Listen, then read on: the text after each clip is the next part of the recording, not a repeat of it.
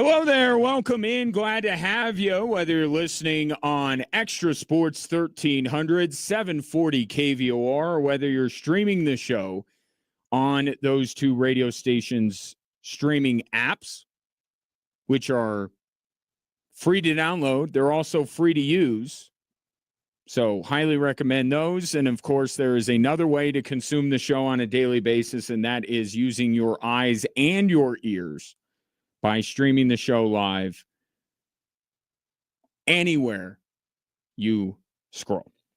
It will be a veritable cornucopia of sports topics coming your way over the course of the program, and I'd love to get your thoughts on this day. 719-24-7-1313. You could call or text into the show that way, or if you are watching the show, you could simply drop a comment on the social media platform you are currently on, and we'll talk that way.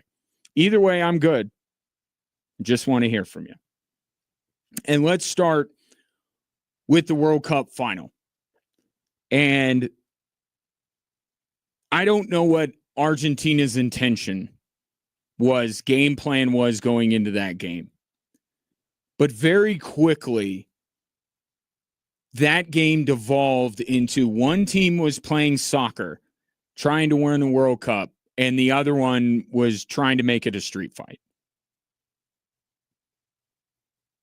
And I think that Argentina realized that they're not going to be able to control the game like they were able to against their previous opponents. And as the game it got later in the game, it was clear that partly because they hadn't scored a goal yet, but partly because I just don't think it's the way Spain plays.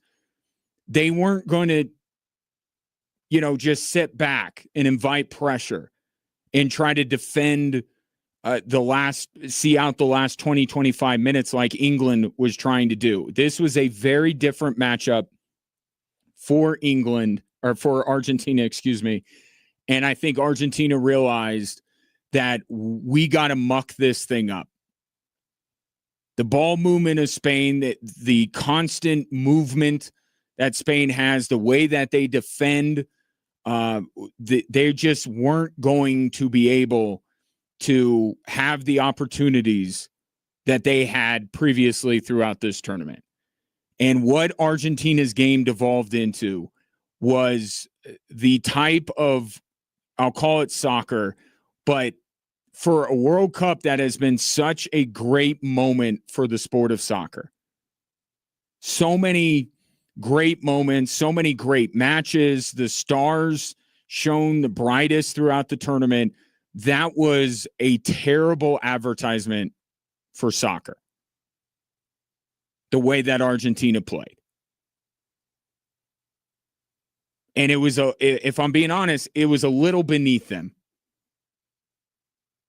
They were like a prize fighter that was once a great champion and now are a shell of their former selves. So they resort to dirty tricks and tactics to try and manufacture a win in the ring. That's what they were trying to do. They realized early on in that match that Spain was a notch better than everyone else that they played throughout this tournament. And they just weren't going to allow Argentina to have their way at any point in the game. And we had talked about this throughout the tournament. Like the last 3 or 4 matches of Argentina, like they got through on voodoo magic and Lionel Messi. Right? They were outplayed for the majority of the match against England. They were outplayed against Egypt. Cabo Verde was standing toe-to-toe with them that you couldn't, if you didn't know what you were watching, you wouldn't be able to differentiate who the better team was. Switzerland goes down to 10 men. So it's a little, and yet Argentina still needed some late match heroics to beat a team that was down a player. So we look throughout this tournament and saw like Argentina, they're just not the same as they were 4 years ago. But late in the match, they have Lionel Messi. They have that championship DNA that late in the match, you give them an opportunity and they seize it. But they finally ran into a team in Spain that just wasn't going to allow that. They just weren't. And Spain, from beginning to end, completely dominated Argentina.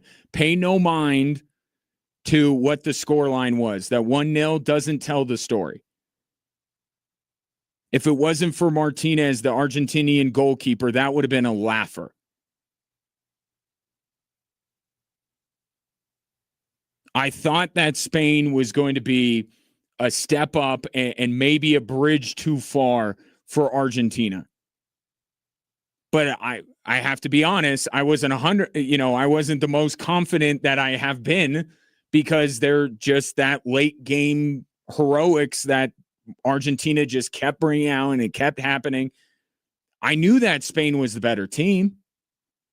I knew that Spain was the best team that Argentina will have faced in the tournament, but I couldn't account for was that late game magic. But Spain took that out of the equation.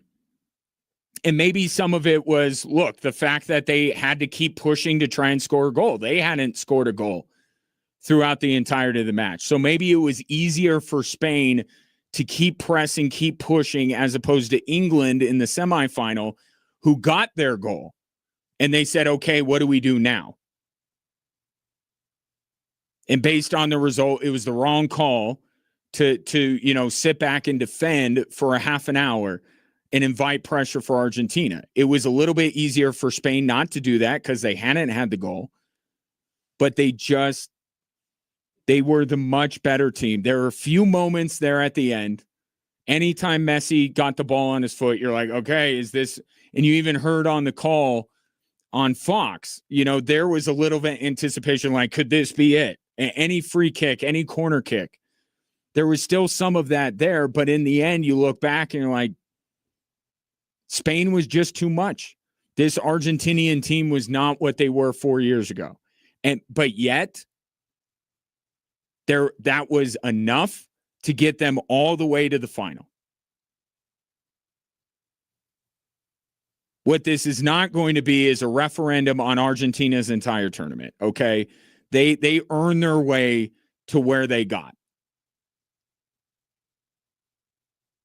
But sometimes you run into a bigger, badder bully. And that's what Spain was. And you know what? There's no shame in that. There shouldn't be any shame in that for Argentina. But they were so dominated. Right? How long did it take them to actually get a single shot off against Spain? And it just compounded the frustration. And then it boiled over in a red card during the match, pushing and shoving after the match. I mean, for Argentina, all the championship pedigree they showed throughout the tournament, for them to act the way they did, both during the match and immediately following it, that is not what championship teams do. Spain was the better team. And you don't react to that the frustration. And I get it. It had to be an incredibly frustrating afternoon for Argentina, the way that they were thoroughly dominated. And if not for their goalkeeper, would have been run out of that stadium in New Jersey. But the way they behaved, and not all of them, but enough of them to where that is kind of the lasting image of Argentina in this tournament. Pushing Spanish players after the final whistle and picking up yellow cards and eventually a red card. And it just that conduct from Argentina was just beneath them. And it sullied in the moment. Right now, it sullies what all they were able to accomplish. To even be on the verge of going back to back is crazy to think about. To just be where Argentina was.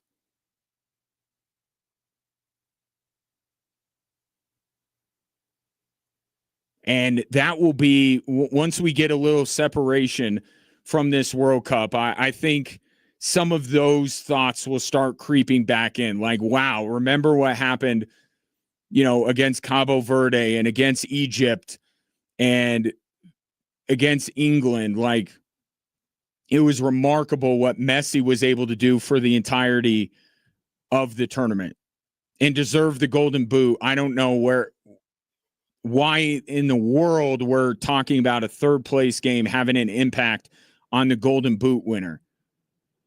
That was, by the way, and maybe this is me being a soccer purist, the third place match was as farcical as the final was, just for different reasons. Like that was, it was a fun joke, but it was kind of a joke of a match. And for those stats to count, I don't agree with that. But what Messi did in this tournament was remarkable.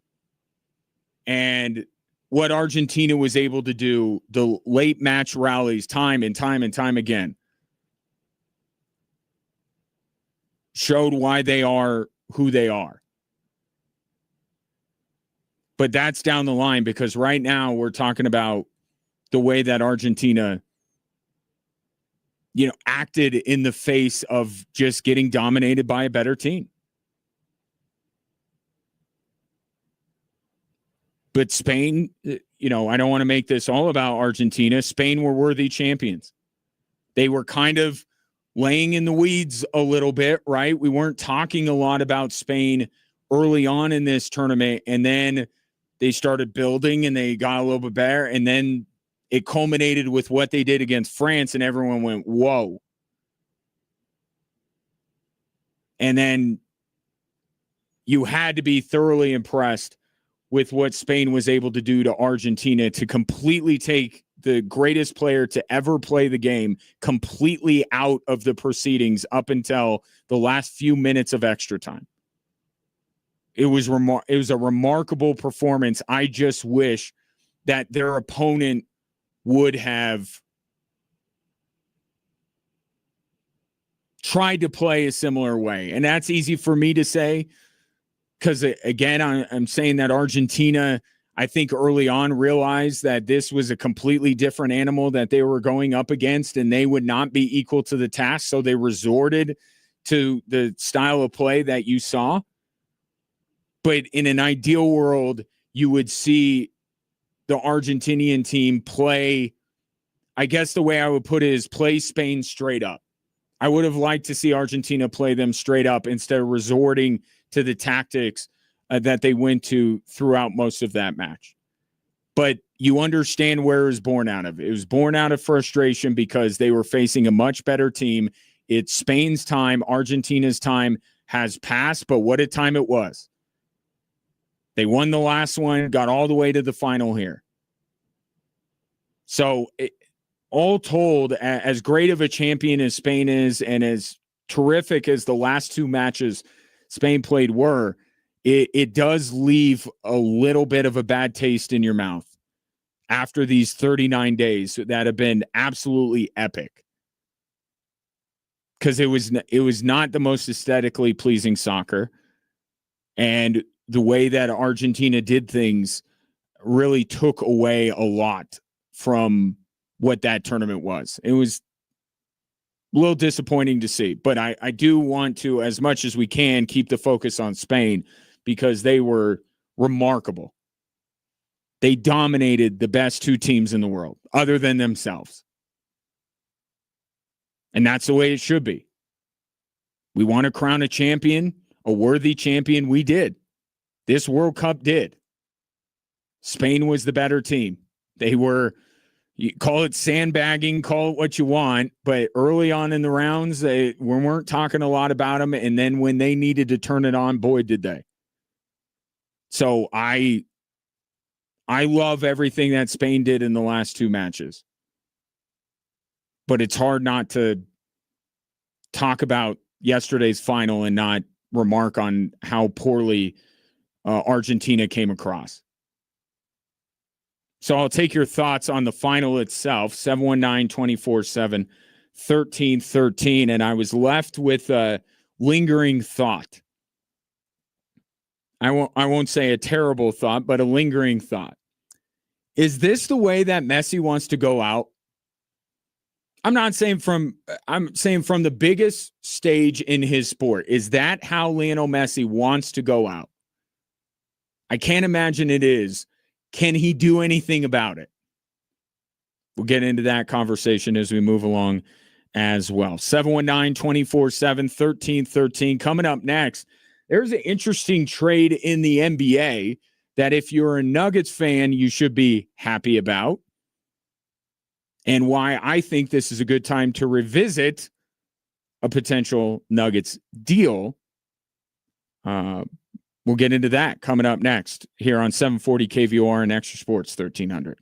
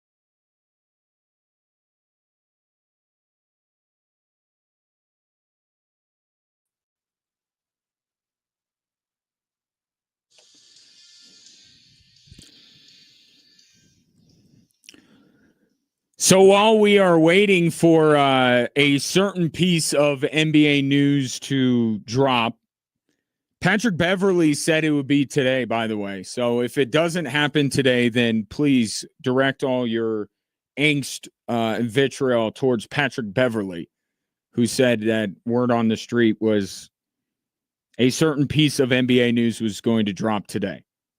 Nothing yet. Keep you updated.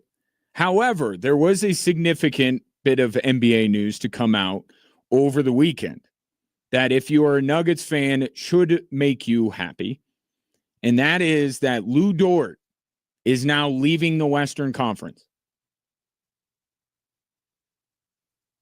Everyone in the Western Conference is now free to leave their homes on days that they play the Oklahoma City Thunder, step onto that basketball court, and not be worried that they might have their career ended that evening.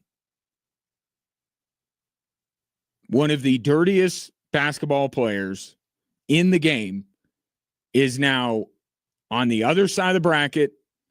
The Nuggets and every other team in the Northwest Division, because we may not unite with Timberwolves fans or Jazz fans on a lot of things, but coming together in our disdain for Lou Dort is something that unites us.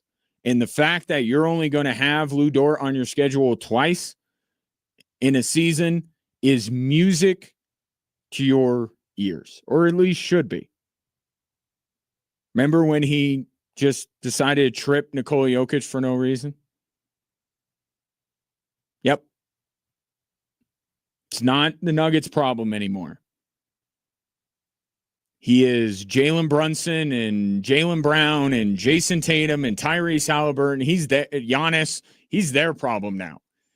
Because Lou Dort has been sent to the Atlanta Hawks in actually quite a big trade, if you didn't see all the particulars. So Dort is going to Atlanta. 3 second-round picks are coming to OKC, and former number 1 pick Zachary Richese. Although Richese is being sent to Dallas and Ryan Nebhart is going to Atlanta from Dallas. So a lot of moving parts, but basically for Oklahoma City, it is another dump of salary. The Grim Reaper of the second apron has come calling for the Oklahoma City Thunder just a year removed from their title. Oklahoma City has only gotten rid of players. They have not added. Yes, they made some draft picks. Yes, they're getting the other Nebhart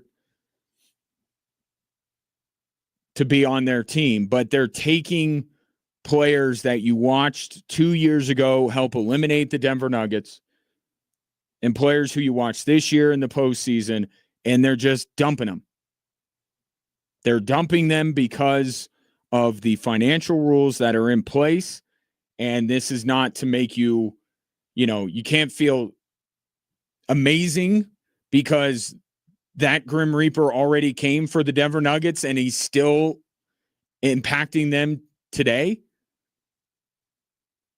But misery loves company, right? And anybody in the last 8 years, I'll say 7, although the Knicks did let go Mitchell Robinson, but we haven't quite seen all these rules take effect for New York quite yet. But the 7 previous champions before New York, this has happened to all of them.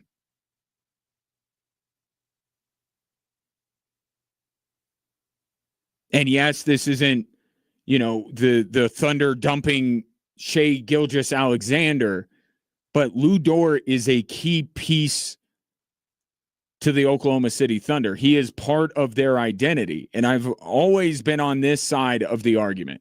What Shai does, yeah, it bothers me a little bit. Yeah, I understand why people are upset. I get far more upset about the way it's that, but coupled with what Oklahoma City is allowed to do on the defensive end.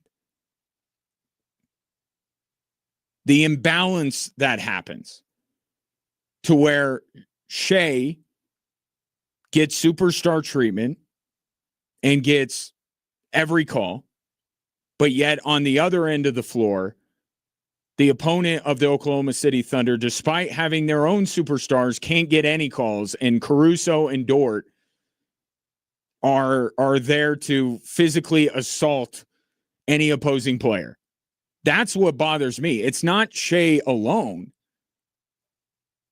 It's the way Shea is treated and then what OKC is able to get away with on the defensive end. And that will be less so with Lou Dort gone. Now, Caruso's still there, so it's not completely gone from Oklahoma City's DNA, but Lou Dort was kind of the face of that hypocrisy that would take place anytime somebody would play the Oklahoma City Thunder. So the long and the short of it is that Oklahoma City is not this offseason a better team now than they were previously. Right? Oklahoma City has gotten worse, which you need to happen if you're a Denver Nuggets fan because your team hasn't gotten better. So you need San Antonio to get worse. You need Minnesota to get worse. You need San Antonio, OKC, and Minnesota all to get worse to have a chance because the Nuggets aren't improving. The question just becomes losing A.J. Mitchell and Lou Dort, losing the pieces that OKC has lost, and Minnesota deciding that they're going to move out essentially Naz Reid for LaMelo Ball and make themselves different. I don't know that Minnesota is necessarily better or necessarily worse than they were previously, but they're different and maybe different enough to where they don't give the Nuggets as many problems as they used to. San Antonio's not worse. So, and I don't know that with Wemby taking less money, I don't think you can expect San Antonio to get worse the rest of this offseason. But OKC is a lesser team than they were when they won a title. So you could feel good about that if you're a Denver Nuggets fan. But if you're a basketball fan, I think you continue to lament this. Think overall, you can't be so biased towards one team and say it's good when it happens to OKC or it's good when it happens to Boston. Right? You look at it in the more macro view and you go, this is just not a fun trend. The NBA is not moving in a good direction. And Kevin Love had said this on a podcast before last season, or it's been in the last year. And he used OKC as the example because at the time they were champions, but also because it was well publicized the way they built that team, right? Oklahoma City, like them or hate them, they did things the right way. They built themselves up the right way, much like the Denver Nuggets did. And the fact that they can't be rewarded for that beyond one title, I don't think that's good for the league. You should be rewarding team or not. And I don't even mean rewarding in terms of giving them special dispensation or favors, but just like, can they stay together for a few years? Can they have multiple bites at the apple? Is that okay? Can anybody? And it just seems like the answer is a resounding no. You win your title and you get out. And I have yet to see the first team that's able to climb back up. Right? Where's the team that has won a title in the last 7 years that has been able to remake their team under these rules, build themselves back up to be a championship team? Boston hasn't done it. Denver hasn't done it. LA hasn't done it. And even LA winning in Toronto and some of these other teams, Milwaukee, They won before all of this got into place. So they actually had another chance theoretically, but they're being hampered by it. Now Milwaukee doesn't have Giannis anymore. The Lakers got a lifeline from Nico Harrison, but I don't know that that team that they've put together looks anywhere close to a title contender. You don't mind it when it's certain teams, but if you just look at it overall, it's too punitive. You should be rewarded for building up your team the right way. Not the way that LeBron and Dwayne Wade and Chris Bosh came together in Miami. That's not what anybody is talking about. But the teams that have drafted, have developed, have made smart trades, they deserve to have more than one season where they have a chance to win a title before the window slams shut. And make no mistake about it, I know that the Thunder have a lot of picks still, but their window's closing. It's closing fast.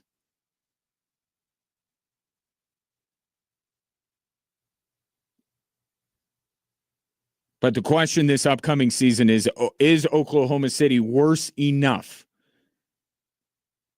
that you could put the Denver Nuggets in front of them?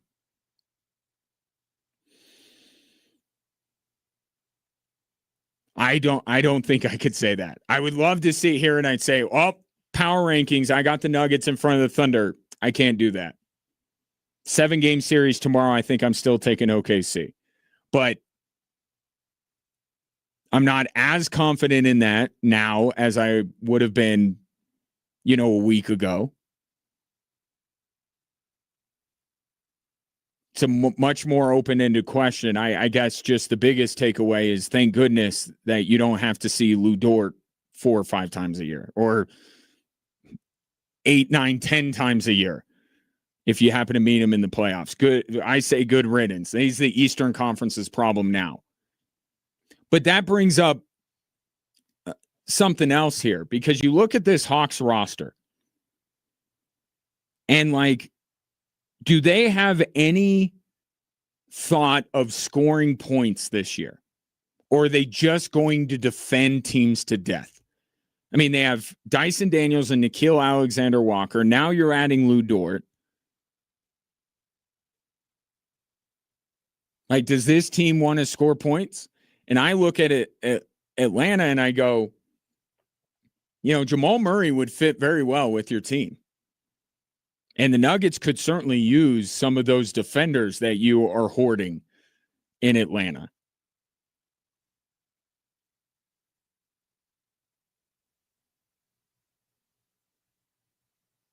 Is Atlanta really going to carry all of these guys with them into the upcoming season? I guess that they are, but after a move like this, if I'm Ben Tenzer or John Wallace, I at least give them a buzz and say, hey,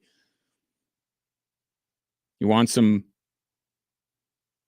point production? Because we could use some point prevention over here. But the Nuggets reportedly haven't even made Jamal Murray available at any point. So I know I'm yelling into the void here because the organization does not feel the same way I do about real positive change coming from the trade of a Jamal Murray as opposed to trading, I don't know, Cam Johnson or just letting go Tim Hardaway and Jonas Valanciunas. Tell me how this team's supposed to be better having lost both of those guys for nothing. Lou Dort, gone. Eastern Conference. How much has the gap closed between Denver and OKC after a trade like this? I'd be curious your thoughts at 719-24-7. 13-13. Coming up next, the SEC. They say it's not a threat, so is it a promise? That's next.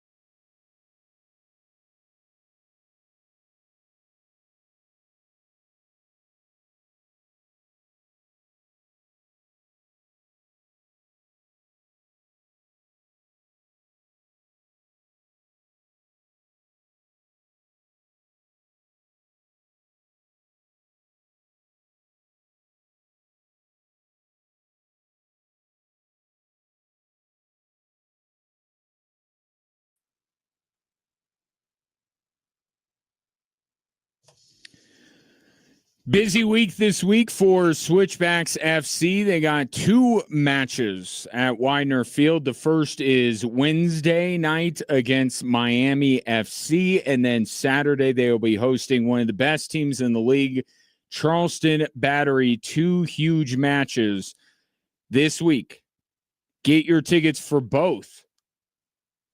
Join me out there, won't you? SwitchbacksFC.com is where you go to get those tickets. To the ever frustrating world of college athletics. So the Save College Sports, Protect College Sports Act, Protect College, I'm getting confused with the Save America Act that is also out there. The Protect College Sports Act has made an amendment to try and get this thing pushed through, and that is we're not going to freeze conference alignment and say where you are is where you're going to stay. We're going to say SEC and Big Ten, you can add some more teams, and let's be honest, this is who they're talking to. You can add some more teams, but we want to cap conference membership at 19. That's what we want to do. And they're hoping that that will get the SEC and the Big Ten to show support for it, to help the lawmakers in states that are touched by those 2 conferences to vote for this thing. Well, meanwhile, Greg Sankey's making it like that's not what this is about. He was speaking at SEC Media Days, and he's reiterated that they would like to work with Congress to try and get this bill passed. But what they're looking for is their 4 key principles. They want national standards that must be enforceable, right? No more of the NCAA, trying to play traffic cop, but sometimes it works, sometimes it doesn't. A national framework to limit state laws that are meant to circumvent rules. That's all this. And we got one right now where all of these seniors are now saying that they're aggrieved and they're trying to get an extra year of eligibility when the NCAA said, no, it's now the 5 and 5 thing. Transparency and accountability in establishing fair and consistent standards for organizations while preserving voluntary decision-making. It's a lot of words, but basically the fight comes down to this.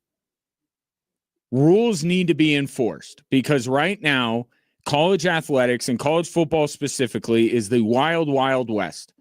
And they need a sheriff. And they need a sheriff that's capable of enforcing the laws on the books. And the question is that better handled by a national entity like the NCAA, or is it better handled by a conference themselves like the SEC? Should SEC just worry about its own membership and what everyone else wants to do, everyone else can do, but we're going to focus on ours and we're going to be the ones that can enforce these rules? That's what this entire fight is about. And every day that goes by, I get the sense that the SEC and to a lesser extent the Big Ten don't believe that a national entity is the way to go.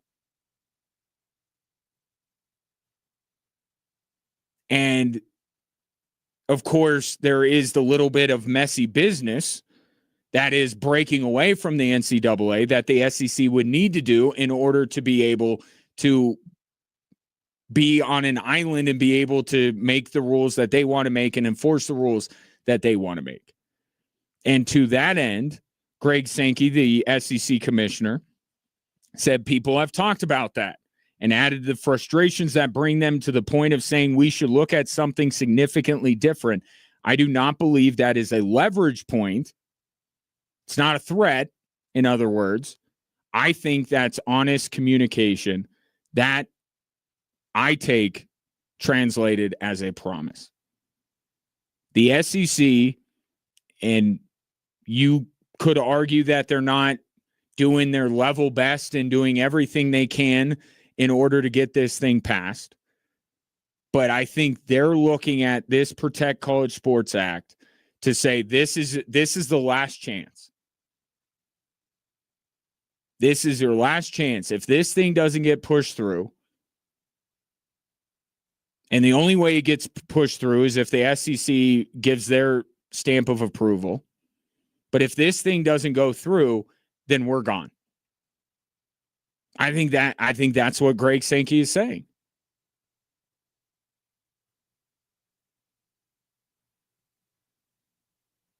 And if you're a college sports fan and you like the more traditional ways of the world, then this is, this is not great news, because the worry is the SEC will leave and shut the door behind them.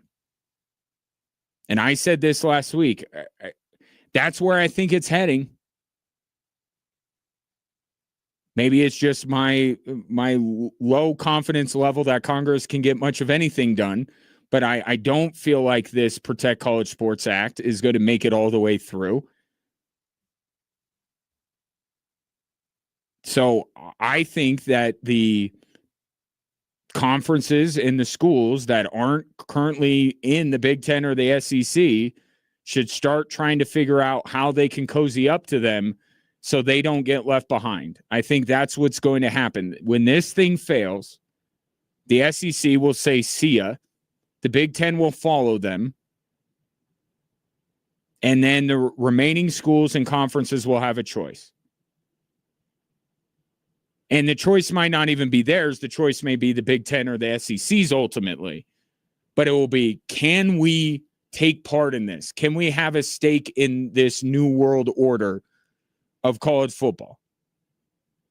And if they're not, then they got to figure out what they're going to do.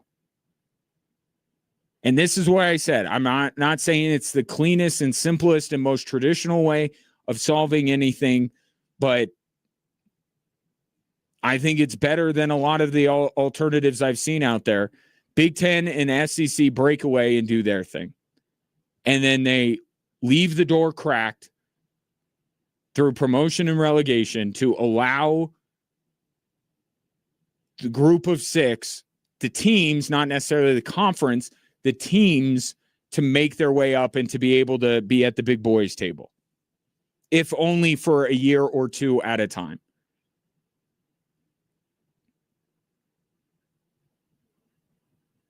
And I get it, that's a soccer thing, and it may not be the most popular here, but one of the main alternatives, one of the things that it looks like is going to happen is that the SEC and the Big Ten will play kingmaker and decide who they want to add, and then they will do their own thing, and everyone else will have no chance at any point to join them.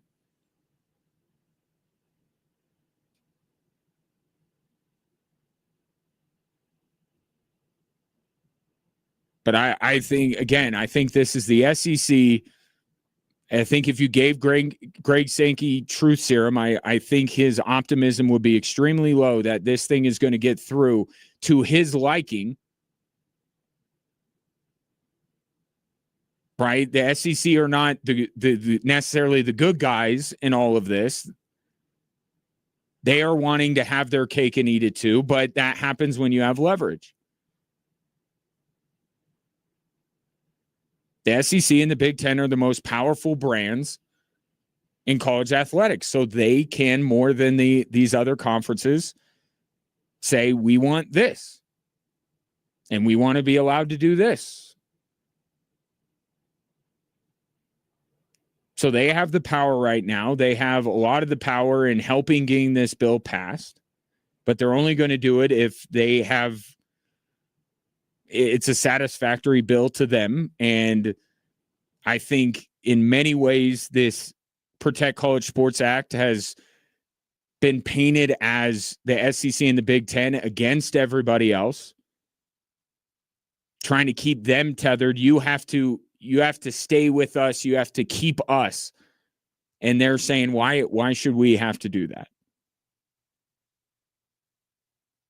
So they have the power to help this act get passed, or they have the power to break away when this bill fails.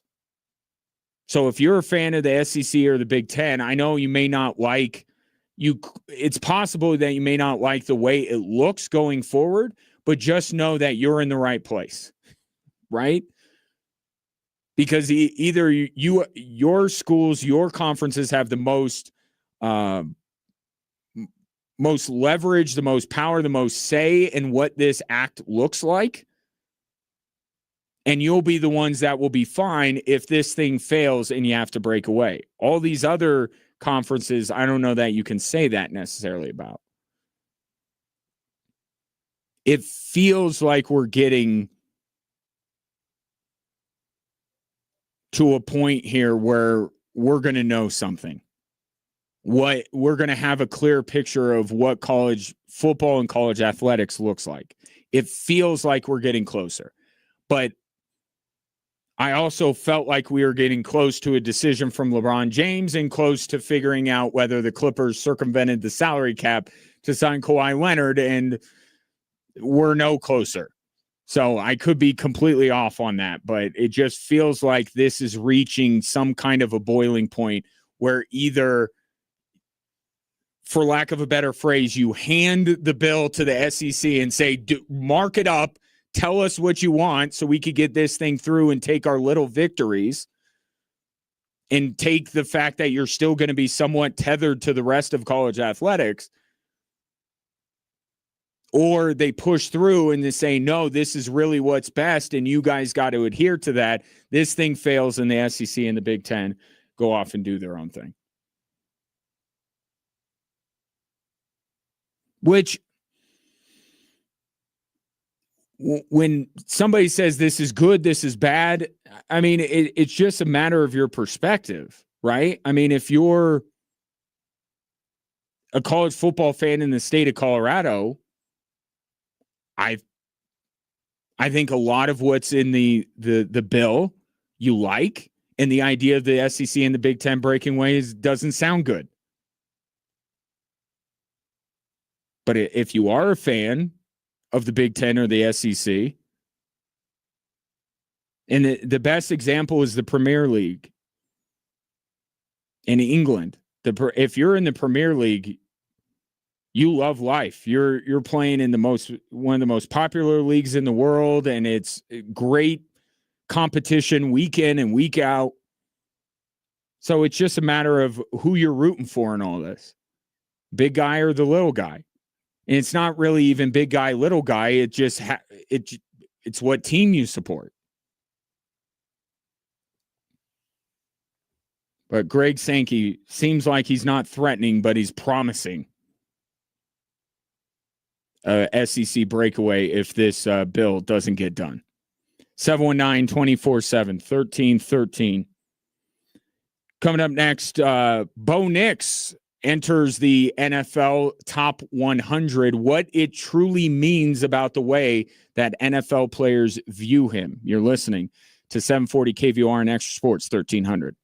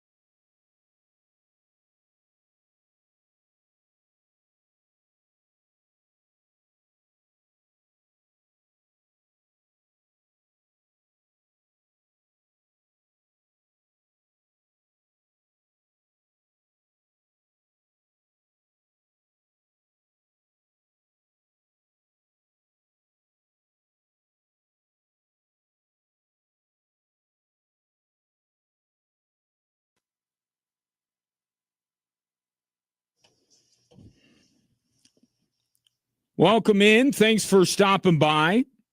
Shouts to those of you watching the show anywhere you scroll, and we mean anywhere. Facebook, YouTube, Twitch, X, and Instagram. You can watch the show on a daily basis. All you need to do at Extra Sports 1300, at 740 KVOR, or you can follow me. I am at Gingerwatch on Instagram and at Gingerly Tweets on X. Any of those follows, follow them all. That'd be awesome. Be really nice of you to do that. But if you follow any of those, you can watch the show on a daily basis. And to take your participation to the next level, which I would equally love, you could drop a comment right there. If you want to call or text into the show, fine by me. 719-247-1313 is the number to do that. So I have this NFL Top 100 has always confounded me, because what are they ranking? Like, you call it Top 100 of 2025, but is it who had the best seasons in 2025? Is it the best players as of 2025? This NFL Top 100 that the players vote on and NFL Network rolls it out is a little convoluted, because it's actually talking about the upcoming season. It's very much about expectations. It's like almost a prediction of how they will line up rather than an actual ranking currently. But then you have this past season being heavily weighted, but yet the players are free to, talk about the career that a particular player has had. So it's kind of all over the map. And it's, of all the lists that get put out this time of year, it's my least favorite because of how convoluted it is, because it's not necessarily talking about who the best 100 players are in the NFL. Because if you were doing that, it would be very simple. Do you want Bo Nix or do you want Josh Allen? Do you want Myles Garrett or do you want Cortland Sutton? But there's all these things that are wrapped up into it. So Bo Nix gets on the list. We find out where Bo Nix is. He's 59th. Okay. So if this were just about who had which 100 players had the best seasons in the NFL, and then you ranked them, 59 is actually too low for Bo Nix. In my opinion, if you're just taking 2025, but if you're asking the bigger question, is he the 59th best player in the NFL? Or let me pare it down for you. Is he potentially the 12th or 13th best quarterback in the league? Now I think we're onto something. So Bo Nix, of the players we know, and that's the fun of all of this, if you want to call it that, is that we don't know who the rest of them are. I think we have a pretty good idea. There's one or two players that I'm like, okay, I haven't seen them yet, but they better be pretty soon here. But of the quarterbacks who are already on the list, okay, Trevor Lawrence, Lamar Jackson, Jordan Love, Baker Mayfield, Brock Purdy, Bryce Young. Is Bo Nix better than all of those quarterbacks? And I would say one sticks out like a sore thumb, obviously Lamar Jackson.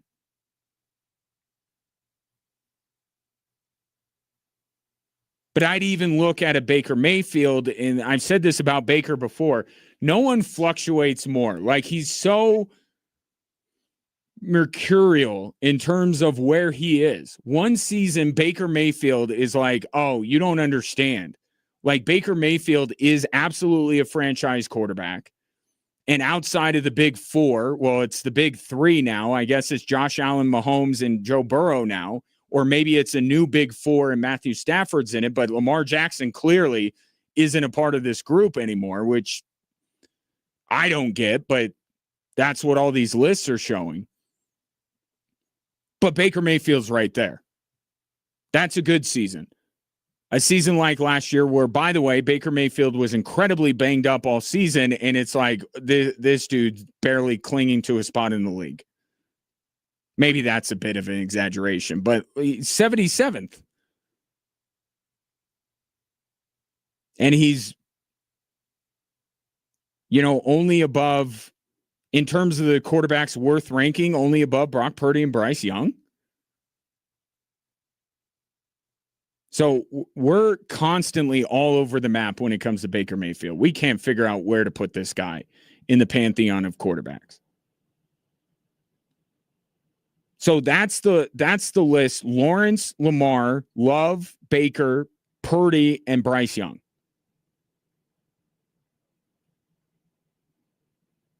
Okay, well, I could tell you probably who will be above Bo Nix, Stafford, Goff, Prescott, May, Darnold, Caleb, Herbert, Allen, Mahomes. And there are three quarterbacks that I don't know. Like, I don't, my brain starts hurting if I try to comprehend what the NFL players are doing with this list. But Stroud, Rodgers, and Hurts, right, are three quarterbacks. I'm not saying should be above Bo Nix necessarily, but three that I think would be at least in consideration for the top 100. Maybe Rodgers isn't even on there. I got to imagine Jalen Hurts will be at some point, right? And are the players completely out on CJ Stroud to where he's not even one of the top 100? But the other guys that I mentioned, they're definitely going to be above Bo Nix. They're going to be on the top 100, and they haven't been mentioned yet, which basically says Bo Nix is at best the 11th best quarterback in the league. And I've continued to contend that he's a top 15, but not a top 10 quarterback. So even though I have a hard time wrapping my mind around what exactly this list is supposed to be, if I just say these are the quarterbacks that Bo Nix is considered better than, and the list to come is who he's not better than, I actually think that he's in a decent spot. I actually think this is quite fair. The path we took to get here was incredibly winding. But we're here. Like, Lamar Jackson is the one that I go, come on. Like, that's silly. The fact that Lamar Jackson dropped as far as he did. Okay. Baker Mayfield, I feel quite strongly that Baker Mayfield is better than Bo Nix. The rest of the guys, okay. Especially when I start to figure out what the NFL top 100 means. I think once you get past a certain number in terms of ranking quarterbacks, it becomes quite fluid. And it's a matter of taste. Brian, I go back to the comment Colin Cowherd made last week that was taken as quite incendiary, but if you really listen to what Colin Cowherd said, he's like, in a late game situation, I'd take Bo Nix. Now, that's being a crazy level of prisoner of the moment, given that, Bo Nix is coming off the season that he's having, and we haven't even seen if he can follow it up. But he was just talking about a late game situation, and Bo Nix had the most game-winning drives of any quarterback in the league last year. So if that's what you like, then you're going to elevate Bo Nix. If you're looking for sheer numbers, sheer statistical production, then Bo Nix is going to be down your list a little bit. But however you get there and whatever you value, I feel like if you have Bo Nix somewhere between 11 and 17. I think he's in the right spot. So we'll have to see again the three: Hurts, Rodgers, and Stroud are the three that I think maybe Rodgers less so than the other two. But I'm sure Hurts and Stroud are on this list, aren't they? It got to be. Well, now we're talking Bo Nix more 12, 13, 14. But that's about the range that he's in. And I think that's quite fair. And I think the conversation is going to turn as this list continues to get rolled out from look at where Bo Nix is. Right now he's above Lamar. How awesome is that? Well, now when you see Stafford and Goff and Prescott and May and Darnold and Caleb and Herbert's going to be the one that really triggers Broncos fans. And Josh Allen and Mahomes, then I think it's going to change a little bit, and there's going to be more, Bo Nix is too low. In a top 100, I don't know, I'd have to see. But again, the NFL top 100 is about first voting on by the players, which I think is the most important thing to keep in mind. But it's future, looking to the future. The purpose of this list is actually supposed to say that Bo Nix, at least right now, will be better this upcoming season than the names I just mentioned. And if that's the parameters, if that's what you're thinking of, now do you look at Lamar Jackson or Baker Mayfield being beneath Bo Nix differently?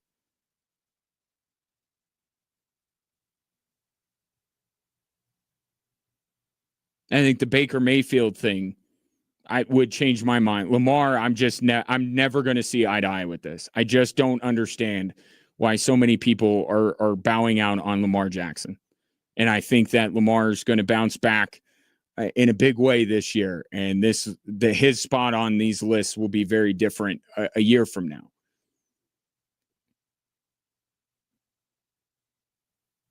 But the group that he's above and the group that I expect him to be behind, I think it's actually pretty fair. And I've said, if Bo Nix is going to get to the heights that Sean Payton has projected for him, where he'll be a top 4 quarterback in the league, I have a step-by-step for him to get there. First and foremost, you got to be viewed as the best quarterback in your class.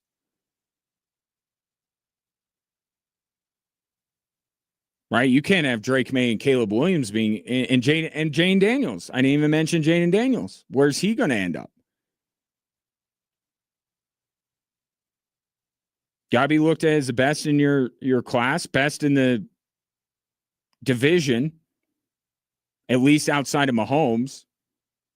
Got to be considered better than Justin Herbert. And I just got in an argument with somebody about this. I think this is a big year for the Herbert-Nix debate. I do. Either Bo Nix surpasses Justin Herbert and we're kind of done with Justin Herbert, or we say that it wasn't hypothetical with Justin Herbert, that he truly is one of the most talented quarterbacks in the league. But those are two ways, and he can really vault up this list. But my biggest takeaway is just you look at the players that he's grouped with, the quarterbacks, and you're like, yeah, I can kind of, Bo Nix is very Brock Purdy-like, in my opinion. But Brock Purdy, when he was at his best, had far more weapons than Bo Nix. Now, not now with Jalen Waddle, but you think about when Brock Purdy, we were having this debate about Brock Purdy, is he a franchise guy, all of that kind of stuff. Well, he had McCaffrey, he had Kittle, he had Ayuk. I think once you get past a certain point, you can flip these guys around, move them up and down. Is there anything truly that, Bo Nix has to be above Trevor Lawrence? He has to be above Jordan Love. He has to be above Baker Mayfield. And vice versa. I mean, Jordan Love, playoffs. Can you put him above Bo Nix?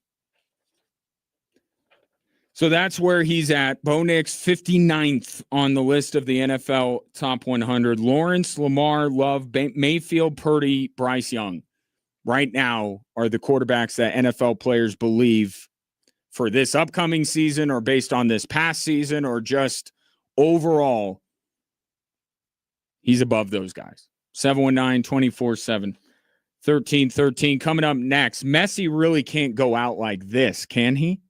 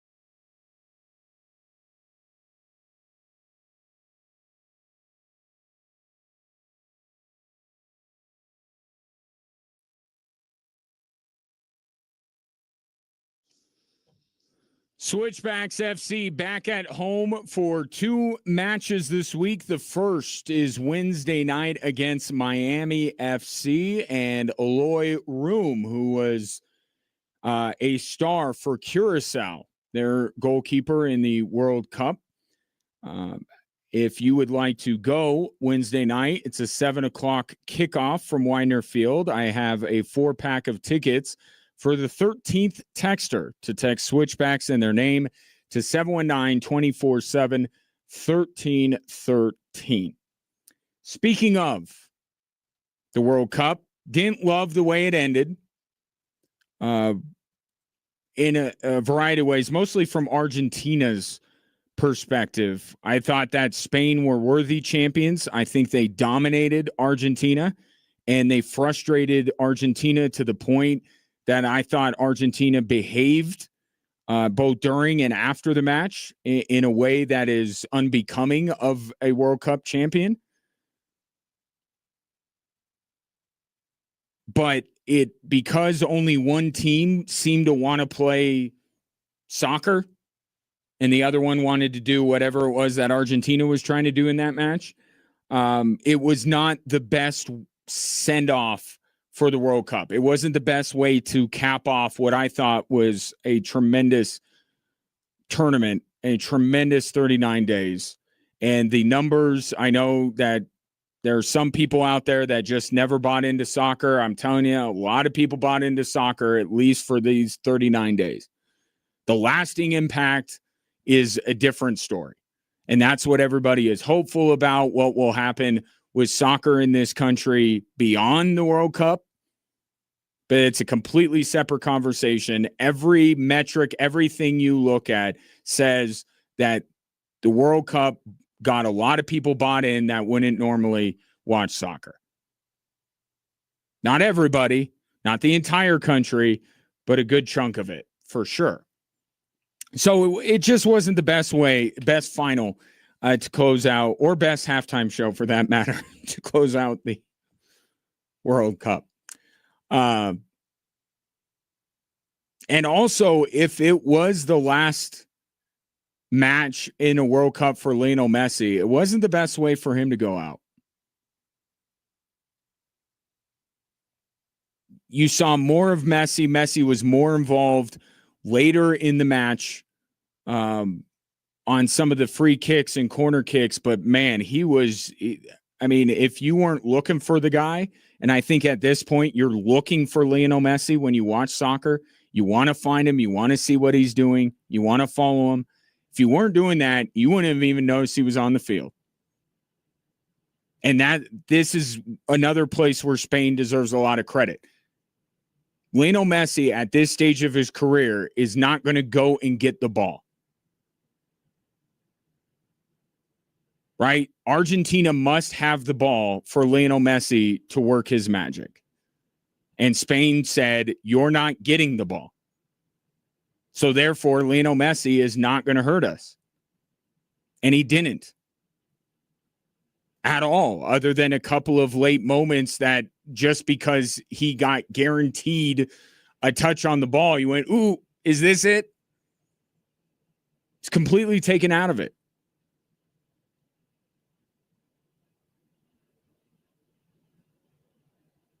And I know there are people today saying he can't go out like this. And I know the hope is that he would have had more of an impact on that match, win or lose. You just wish, whether you were rooting for Spain or Argentina, some part of you would like to have seen Messi do more than he did on Sunday.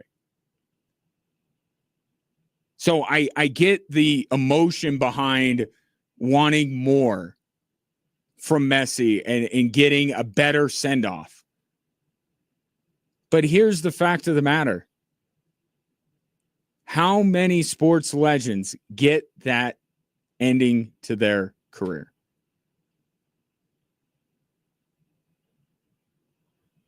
Ray Bork, but can you say that Ray Bork was at the height of his powers as a player? He was certainly a part of the Avs and helped the Avs win that Stanley Cup. And then you have Tom Brady, who ends up, I think, still competing at a very high level, but didn't get back to the Super Bowl. His career ended short of the Super Bowl. But he had more ability left. Like, he had more of something to say about the games that Tampa Bay was in at the end of his career. Peyton Manning won a title. He was dragged there by the Broncos defense.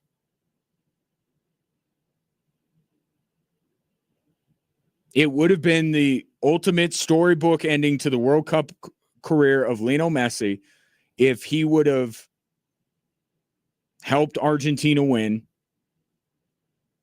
But there are so few athletes who get that opportunity. That's why John Elway is held up by all sports fans as like this gold standard of that's the way you want to go out.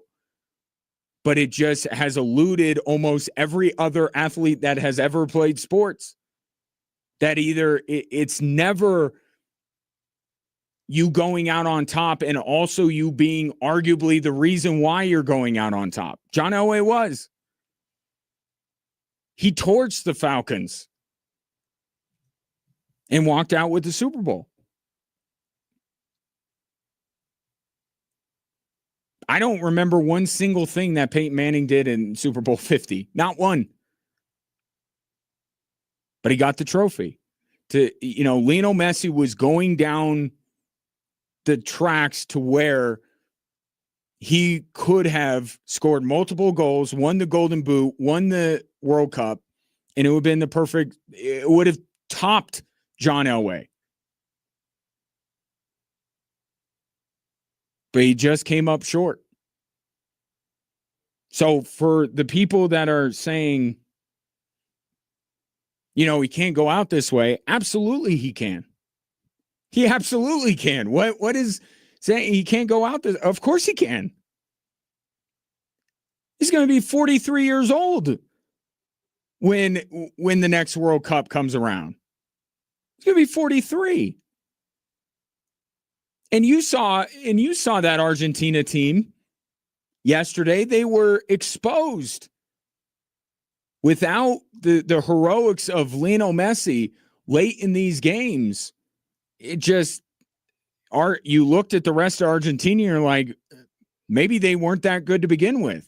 Now, I don't want to go too far down that road because I do think that Argentina is a good team, a very good team, one of the top teams in the world.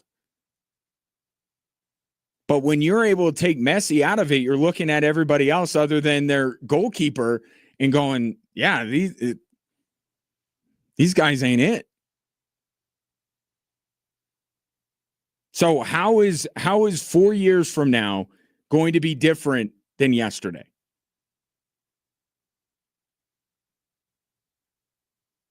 Right? Is Messi going to be able to have the tournament that he had again in 4 years at the age of 43 years old? I don't think he will be able to. So then you already, so Messi's a passenger on a team that wins a World Cup. So he gets the title, which is great, but he isn't really the reason why they won. So it's not the perfect ending. But then again, I go back to Argentina. I ask the question, are they going to be vastly superior as a team around Lionel Messi in 4 years? And I don't know what Argentina has in the pipeline. So I'm legitimately just asking the question. But that team yesterday got exposed. How many of those guys are going to be on the field in 4 years? And they'll need to be better in order for 43-year-old Lionel Messi to be a part of it and to win a World Cup. So I get the emotion of it can't end this way. especially just this, forget his career as a whole, just this tournament. How could this tournament end with a thud for Lionel Messi, as brilliant as he had been throughout the tournament? I get the emotion. I kind of feel that way. I picked Spain, so I guess I'm a little bit glad about that. And I think Spain were worthy champions, so I like when we crown a worthy champion. But yeah, some part of me wishes that Lionel Messi would have had more to say.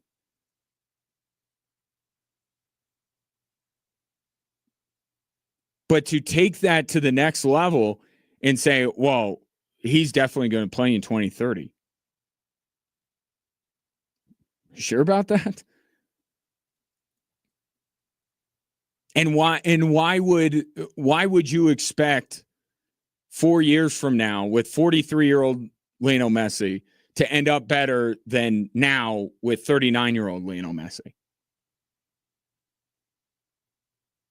He can't go out like this. It can't end this way. It absolutely can. It happens to far more athletes than the ones that get the ultimate storybook ending and get it right off into the sunset. They're just so rare, which is why we need to cherish them more. That somebody like John Elway was able to go out back-to-back titles, Super Bowl MVP, just doesn't get to happen. And I'll just say for the record, I don't think Lionel Messi's going to be on Argentina's squad at the age of 43. This may not be the last international. There's a Copa America coming up. Maybe that ultimately may be the last time we see Lionel Messi on an international stage, but it's not the World Cup. I think yesterday is how the great World Cup career of Lionel Messi ended. I don't think he's going to be out there in 4 years. And I'm more confident that even if he is, that Argentina is not going to do any better in that tournament than they did in this one.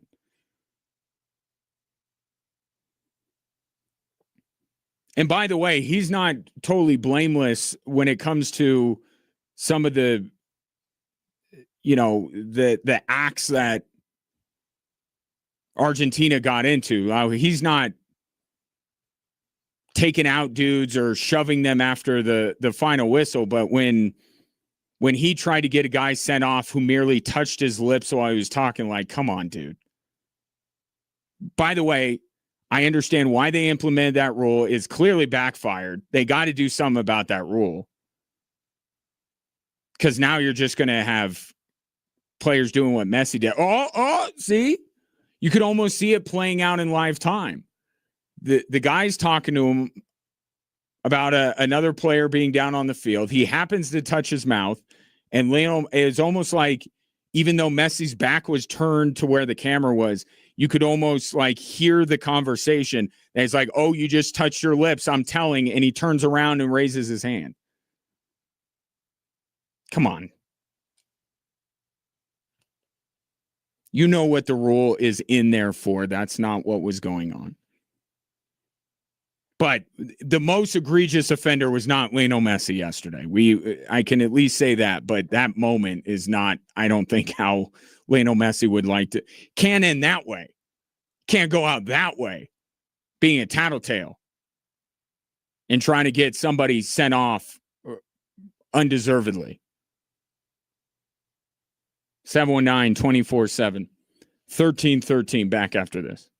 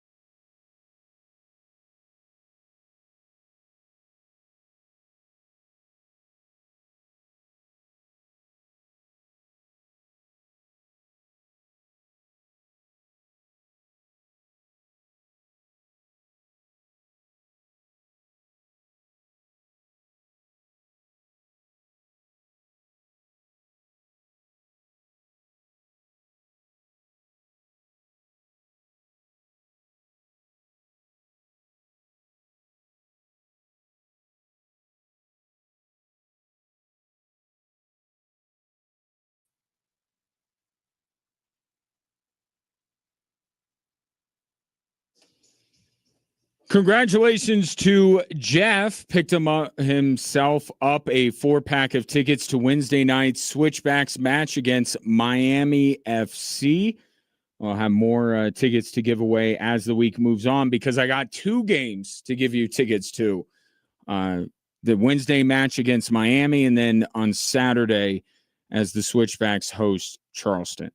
And now that the World Cup has come to an end, now we find out. Now we find out what difference truly this World Cup has made. And look, there's a chance that there could be a lasting impact. I heard Rebecca Lowe this morning on the Dan Patrick Show talking about how she hopes that this World Cup inspired, 10, 11, 12-year-olds to love soccer. I have been told that that's too late.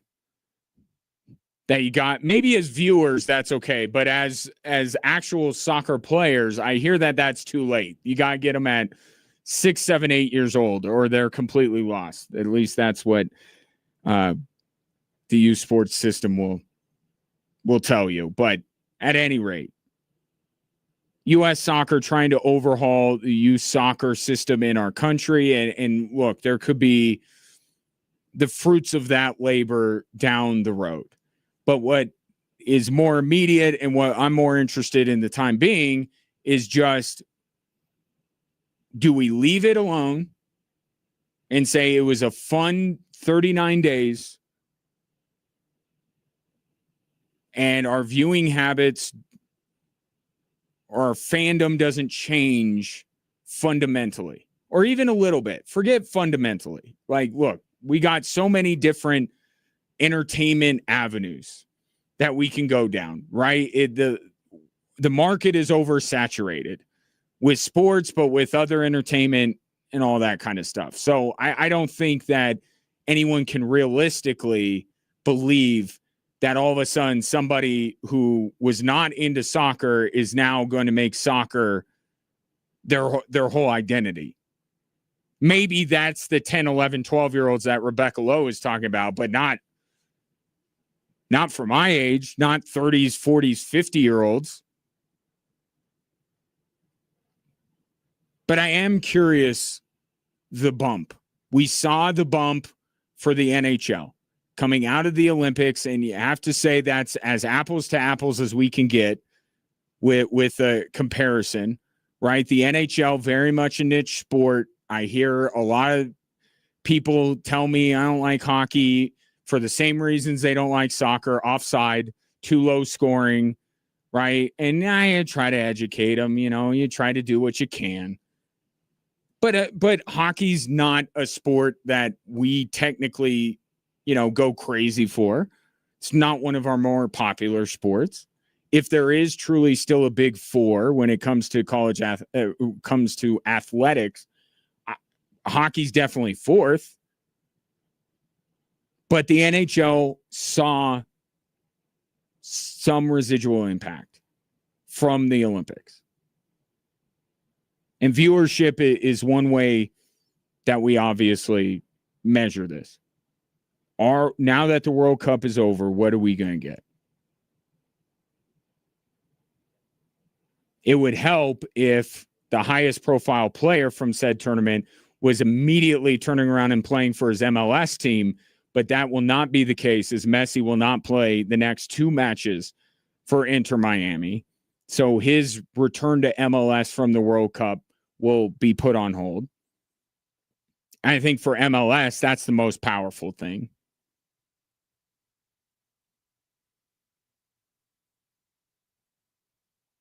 I think there will be some residual impact. I'm already hearing from people now telling me, my kids, and maybe that's where it all is. I keep coming back to the kids.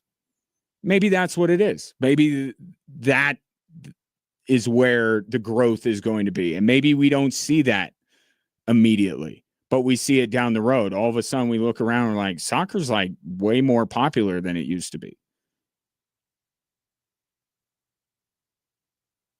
But I do hear from people that were into the World Cup, and it does seem like it's very kid centric. My kids loved it. My kids want to go to switchbacks matches or rapids matches, or they can't wait till Manchester City plays, which hurts my heart and makes me a little bit queasy if I'm being honest, but it's because of Erling Haaland. Maybe that's where we'll see it. As far as the adults, I don't know. I don't know if it will be. And look, is that a terrible thing? Is that a horrible, terrible thing? I don't know. Is it? It's not the utmost. It's not what I would love. I would love to see soccer be more popular as a, from sports fandom wise. I would love a reason to talk more soccer on this show. But we got a lot of options. And to some degree, I guess it's okay that we leave the World Cup there. That's part of what makes. I mean, I would argue college basketball is and